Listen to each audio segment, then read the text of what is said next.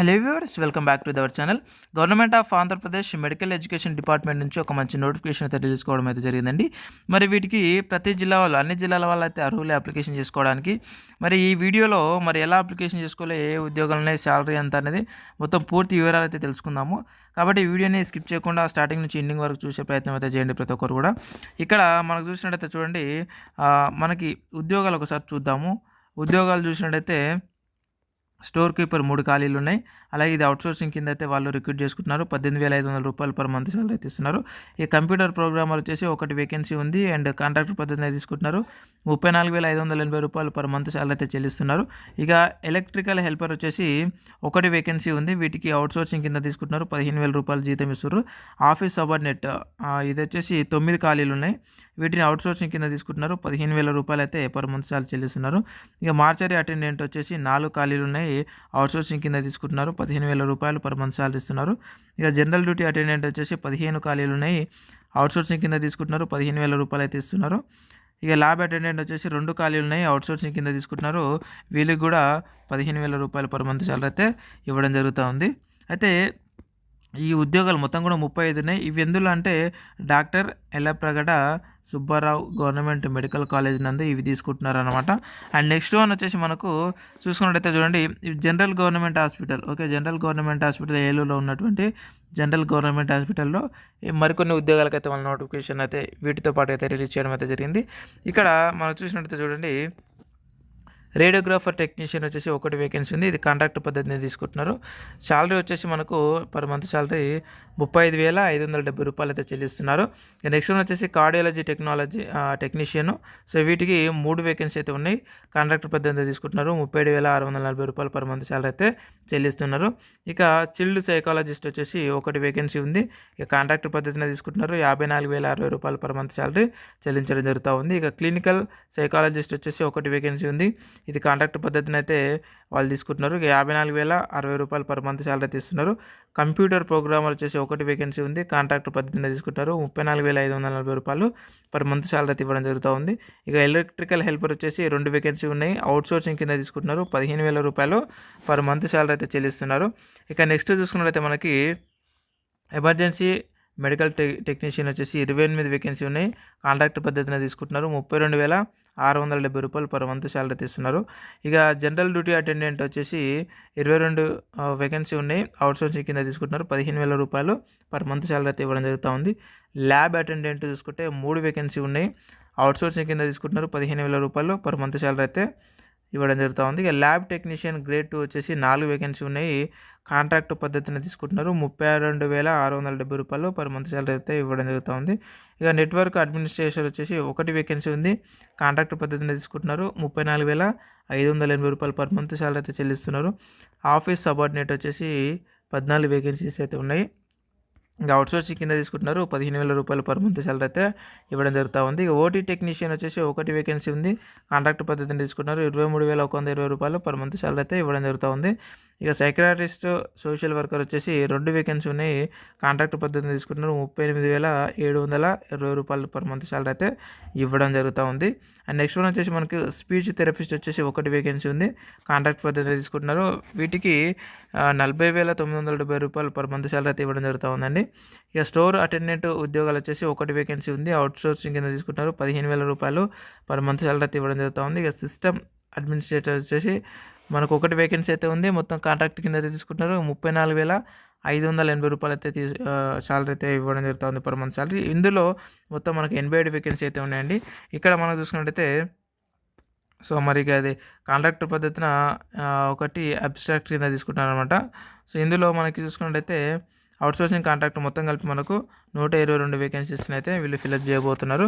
So వీటికి మనం ఆఫ్లైన్లోనే application చేసుకోవాల్సి అయితే ఉంటుంది. వీటికి సంబంధించి అప్లికేషన్ ఫామ్ మన టెలిగ్రామ్, వాట్సాప్ గ్రూప్లలో నేను ఆల్రెడీ పోస్ట్ చేశాను. వాట్సాప్లో చేయడానికి రాదు, పీడిఎఫ్ కాబట్టి టెలిగ్రామ్ గ్రూప్లో అయితే పోస్ట్ చేశాను. ఆ గ్రూప్లో లింకులు ఈ వీడియో కింద డిస్క్రిప్షన్లో కామెంట్ బాక్స్లో పిన్ చేసి పెట్టాను. ఆ లింకులపై క్లిక్ చేసి మీరు మీ ఆ యొక్క అప్లికేషన్ ఫామ్ అయితే డౌన్లోడ్ చేసుకున్న తర్వాత మీరు దాన్ని ఫిల్అప్ చేయాలి. నేను అది చూపిస్తాను, అప్లికేషన్ ఫామ్ కూడా చూపిస్తాను. మనకు చూడండి, క్వాలిఫికేషన్స్ వచ్చేసి మనకి 10th క్లాస్ నుంచి డిగ్రీ వరకు ఉన్న వాళ్ళు ఎవరైనా సరే మీరు అప్లికేషన్ చేసుకోవచ్చు. గుర్తుపెట్టుకోండి, 10వ తరగతి పాస్ అయినా మీకు ఇందులో ఉద్యోగాలు ఉన్నాయి. అండ్ డిగ్రీ వరకు కూడా ఉద్యోగాలు అయితే ఉన్నాయండి. మీరు దేనికి అప్లికేషన్ చేసుకోవాలో ఒకసారి చూసుకొని అప్లికేషన్ అయితే చేసుకోండి. నేను చూపిస్తాను, అప్లికేషన్ ఫామ్ కూడా చూపిస్తాను. అండ్ నెక్స్ట్ వన్ వచ్చేసి మనకు ఇక్కడ చూడండి చూపిస్తాను. సో మనకి ఏజ్ వచ్చేసి చూసుకున్నట్టయితే ఏజ్ విషయానికి వచ్చినట్టయితే మనకు దాదాపు 42 సంవత్సరాల వరకు ఉన్న వాళ్ళు కూడా మీరు వీటికి అప్లికేషన్ అయితే చేసుకోవచ్చు.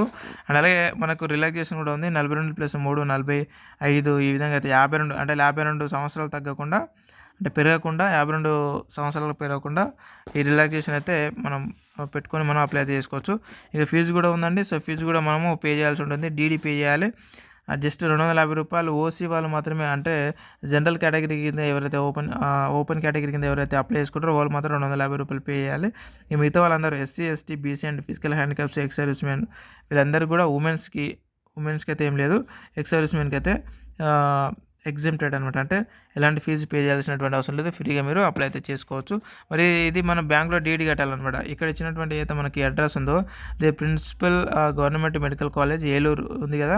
సో ఈ పేరు మీద మనము ఎవరు 250 రూపాయలు కేవలం ఓపెన్ కేటగిరీలో ఎవరైతే అప్లై చేసుకోవాలంటారో వాళ్ళు మాత్రమే 250 రూపాయలు పే చేయాలి. ఇంకా మిగతా వాళ్ళందరూ కూడా కేటగిరీ అంటే క్యాస్ట్ పరంగా అప్లై చేసుకున్న వాళ్ళు అవసరం లేదు.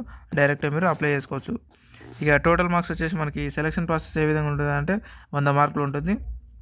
సో 100 మార్కులలో 75 మార్కులు వచ్చేసి మీ క్వాలిఫికేషన్ 10th క్లాస్ పాస్ అయితే ఆ మెమో మీద ఉన్న మార్కుల ఆధారంగా మీకు 75 మార్కులు అయితే ఇవ్వడం జరుగుతూ ఉంటుంది. అండ్ అలాగే మీ యొక్క క్వాలిఫికేషన్కి సంబంధించి ఏ క్వాలిఫికేషన్ ఉంటే ఆ క్వాలిఫికేషన్లో వచ్చిన మార్కుల ఆధారంగా మీకు 75 మార్కులు అయితే కలపడం జరుగుతూ ఉంటుంది. ఇక మిగతా 10 మార్కులు వచ్చేసి మీ వెయిటేజ్ ఇస్తారనమాట. అంటే మీరు పాస్ అయినటువంటి ఇప్పటి వరకు ఎన్ని సంవత్సరాల గ్యాప్ ఉంటే అన్ని సంవత్సరాల అన్ని మార్కులు అయితే పడుతూ ఉంటాయి. ఇక 15 మార్కులు వచ్చేసి మీకున్నటువంటి ఏదైనా ఎక్స్పీరియన్స్ ఉంటే ఆ ఎక్స్పీరియన్స్కి తగ్గట్టుగా మీకు 6 నెలలకు 2.5 మార్కులు, 2 మార్కులు, 1 మార్క్ ఈ విధంగా ఇస్తారు. అంటే ట్రైబల్ ఏరియాలో మీకు ఎక్స్పీరియన్స్ ఉంటే 2.5 మార్కులు పర్ 6 నెలలకు ఒకసారి. అండ్ అలాగే మీకు రూరల్ ఏరియాలో ఉంటే 2 మార్కులు అయితే కలుపుతారు అనమాట 6 నెలలకు ఒకసారి. అలాగే అర్బన్ ఏరియాలో మీకు ఎక్స్పీరియన్స్ కనుక ఉంటే 1 మార్క్ అయితే కలుపుతారు 6 నెలలకు ఒకసారి. ఈ విధంగా అయితే మీకు వెయిటేజ్ అయితే ఇవ్వడం జరుగుతూ ఉంటుంది. ఇక నెక్స్ట్ వన్ చూసుకున్నట్టయితే మనకి చూడండి మొత్తం కూడా మనకి అప్లికేషన్ ఫామ్ వెనకాల ఏమేమి పెట్టాలంటే అప్లికేషన్ ఫామ్ కూడా నేను చూపిస్తాను. సో ఎస్ఎస్సి సర్టిఫికేట్ మీ యొక్క పాస్ అంటే క్వాలిఫికేషన్ సర్టిఫికేట్. ఎస్ఎస్ పాస్ అయితే ఎస్ఎస్సీ పెట్టండి, ఇంటర్ పాస్ అయితే ఇంటర్ సర్టిఫికేట్, అట్లా ఎంతవరకు క్వాలిఫికేషన్ ఉంటే ఆ క్వాలిఫికేషన్ సర్టిఫికేట్ పెట్టాలి. ఇక ప్రూఫ్ ఆఫ్ అప్రిషియేషన్ అంటే అపియరెన్స్ అంటే మీ యొక్క ఆధార్ కార్డ్ అయితే పెట్టండి. అండ్ మీ యొక్క అన్ని ఏ క్వాలిఫికేషన్ ఉంటే ఆ క్వాలిఫికేషన్ మార్క్స్ మెమోస్. అండ్ మీ యొక్క ఒకవేళ పారామెడికల్ బోర్డుకి సంబంధించి మీ దగ్గర సర్టిఫికేట్ ఉంటే అది పెట్టవచ్చు, లేకపోతే అవసరం లేదు. అండ్ అంటే రిజిస్ట్రేషన్ సర్టిఫికేట్ అనమాట. ఇక మీ 4th క్లాస్ నుంచి 10th క్లాస్ వరకు మీ యొక్క స్టడీ సర్టిఫికేట్స్ అదే బోనఫైడ్స్ ఉంటాయి కదా, బోనఫైడ్స్. ఒకవేళ బోనఫైడ్స్ లేవు అని అనుకుంటే మీ యొక్క రెసిడెన్షియల్ సర్టిఫికేట్ అయితే ఎంఆర్ఓ ఆఫీస్ నుంచి తీసి పెట్టాల్సి ఉంటుంది. ఇక నెక్స్ట్ వన్ వచ్చేసి మనకు మీ యొక్క క్యాస్ట్ సర్టిఫికేట్ పెట్టండి. అలాగే ఈడబ్ల్యూఎస్ కోట కింద ఎవరైనా అప్లై చేసుకున్న వాళ్ళు ఉంటే ఈడబ్ల్యూఎస్ సర్టిఫికేట్. అలాగే ఫిజికల్ హ్యాండిక్యాప్స్ అయినట్టయితే సదరన్ సర్టిఫికేట్ అయితే పెట్టాల్సి ఉంటుంది. ఇక మీకు క్వాలిఫికేషన్స్ ఏమైనా అంటే మీ ఎక్స్పీరియన్స్ ఏమైనా ఉంటే ఆ యొక్క సర్వీస్ సర్టిఫికేట్స్ అయితే పెట్టాల్సి ఉంటుంది. ఇక మిగతావి ఇంకేమైనా సర్టిఫికేట్స్ రిలేటెడ్గా మీరు పెట్టాలనుకుంటే పెట్టుకోవచ్చు. అండ్ నెక్స్ట్ వన్ వచ్చేసి మనకి ఇక చూసినట్టయితే చూడండి ఇందులో మనకి అప్లికేషన్ ఫామ్ ఇవన్నీ కూడా ఇవ్వడం జరిగింది. ఇక్కడ నేను అప్లికేషన్ ఫామ్ ఒకసారి చూడండి ఇదే అప్లికేషన్ ఫామ్ అండి. ఈ విధంగా ఉంటుంది అప్లికేషన్ ఫామ్. నేను మన టెలిగ్రామ్ మరియు వాట్సాప్ గ్రూప్లో అయితే నేను ఆల్రెడీ పోస్ట్ చేశాను. వాట్సాప్లో రాదు, టెలిగ్రామ్ గ్రూప్లో పోస్ట్ చేశాను PDF. సో కాబట్టి అక్కడ నుంచి అయితే మీరు డౌన్లోడ్ చేసుకొని ఇక్కడ మీరు ఏ పోస్ట్కి అయితే అప్లై చేసుకోవాలనుకున్నారో ఆ పోస్ట్ పేరు ఇక్కడ రాయండి. మీ యొక్క ఫోటోని అయితే ఇక్కడ పెట్టండి. దాని తర్వాత మీ యొక్క అప్లికేషన్ నెంబర్ అంటే దానిపైన ఉంటుంది. ఆ అప్లికేషన్ నెంబర్ ఇది ఓన్లీ ఆఫీస్ వాళ్ళు చేస్తారు, మీరేం ఫిల్అప్ చేయకండి. ఇక్కడ to fill by the office అనేది వాళ్ళు మాత్రం చేస్తారు, మీరు ఇక్కడ ఏం రాయొద్దు.